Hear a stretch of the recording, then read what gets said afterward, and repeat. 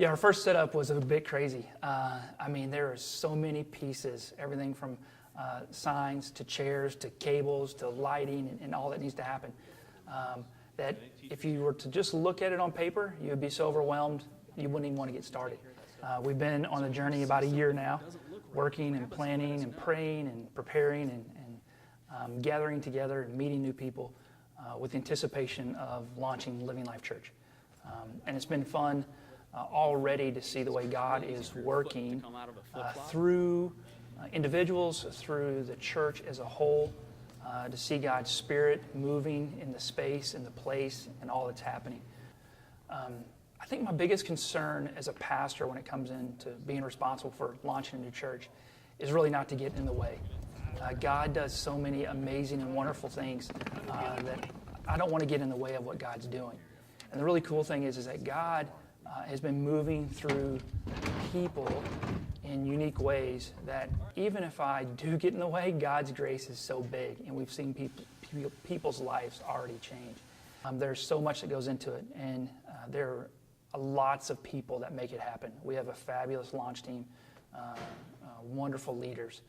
But some of the people who have been part of the process the whole way are certainly my wife, the way that she loves me and puts up with me and prays for me and cares for me along the way. And my kids, too, they are so excited about what's going on.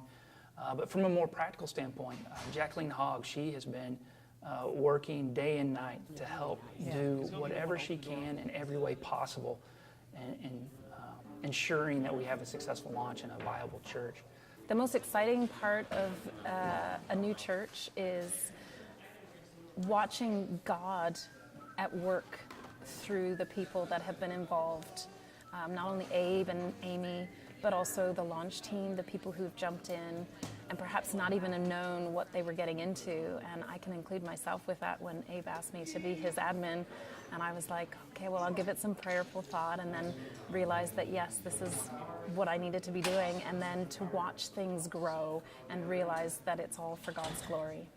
Clay Horton, who's a part of the pastoral staff, he steps up and is always asking, Abe, what can I be praying for? How can I be doing it? What are we doing and what do we need to do next?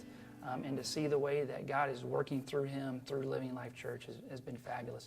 Too often than not, and even when we look through history, we see that the church kind of gets in ruts sometimes, and we do things simply because we've done them in the past. And being part of this new church, we're able to say, what's the gospel say? What is the good news for the people in our area? And we're not saying, what has the church always done? What have we always done? But it's saying, what does Christ want us to do right now in this community, and how do we really make an impact? How do we live out the scriptures? How do we become the church that God is calling us to become? And I think that's the key to being a part of a new church. What a wonderful blessing it is to be launching this church, but we could not have done it without each person sitting in the congregation this morning.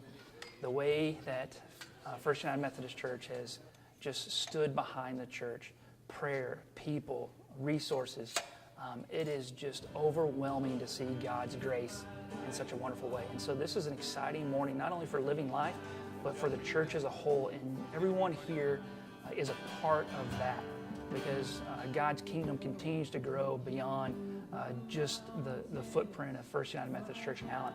We're now in another city and continue to do great things. And so the only way that would have happened is because of the support of this church. And so I'm so very grateful and continue to be excited about the future and how we will continue to be in partnership to grow and to love and to reach out with God's goodness in the world.